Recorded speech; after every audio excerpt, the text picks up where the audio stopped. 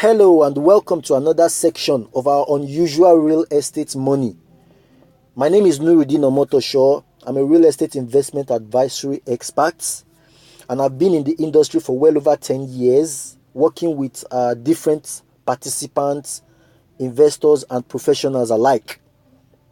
I believe you must have heard a little about me in the previous video, so I'm not going to delve too much into that. So straight to what we have at hand, verifying the property. Now, what exactly are you verifying?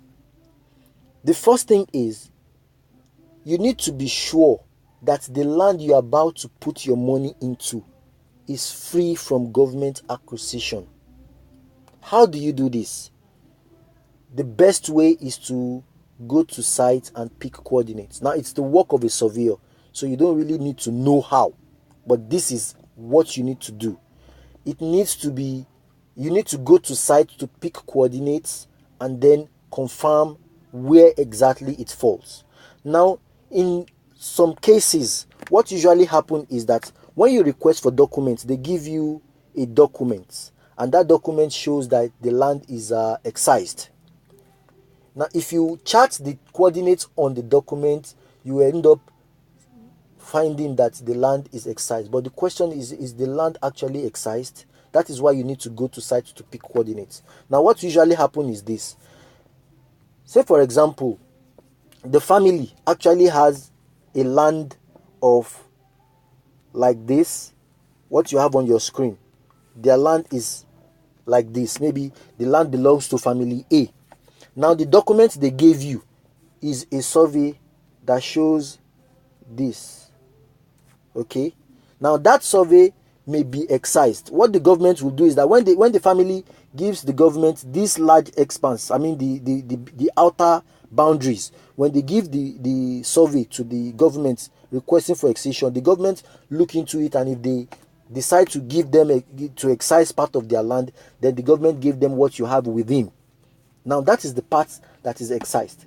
Other ones outside the inner boundaries are not excised. In fact, you may get committed acquisition amongst them. Do you understand? So when the family requests your finances to clear their land, it is not impossible that what they want to clear is here. So that they can maybe start to sell to unsuspecting individuals.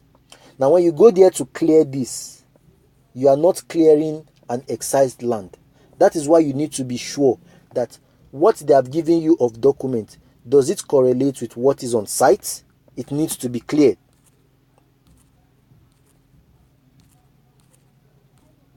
Now, coming back to our video, our screen.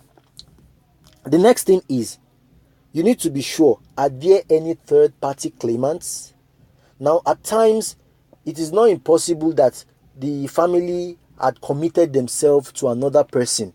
Maybe as a form of collateral, they have placed their land to get a loan, or they have even agreed with another person to do exactly what they have asked you to come and do.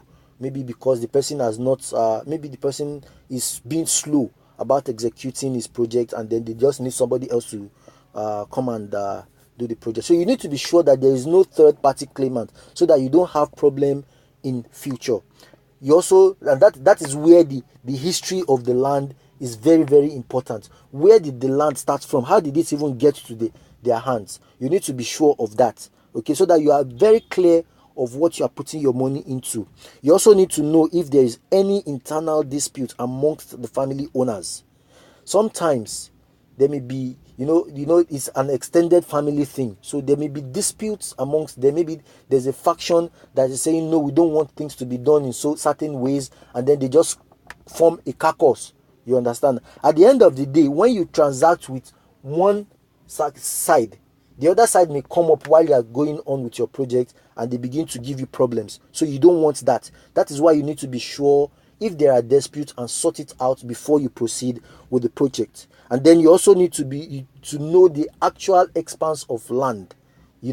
So you need to know, is it 100 acres they want to clear, for example, or is the land they want to they want to, do the survey of maybe it's like 200 or 350 or 320 hectares or whatever. You need to be sure what expands, how big is the area, so that at that point you are already estimating what exactly is in it for you.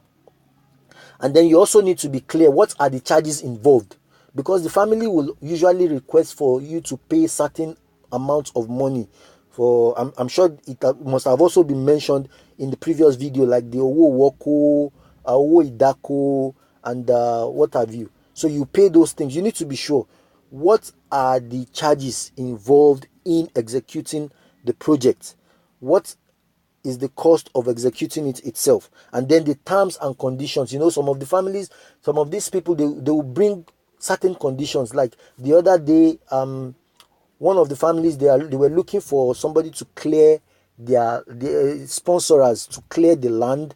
Of course, the sponsor is going to get benefits, but they brought a condition that whoever is clearing the land must erect a structure on his own parcel, because they are actually after opening up the place, and they know that they don't have funds to open the place. It may take them time to clear it, but by the time you begin to put structures there, it will attract other people to come in to buy.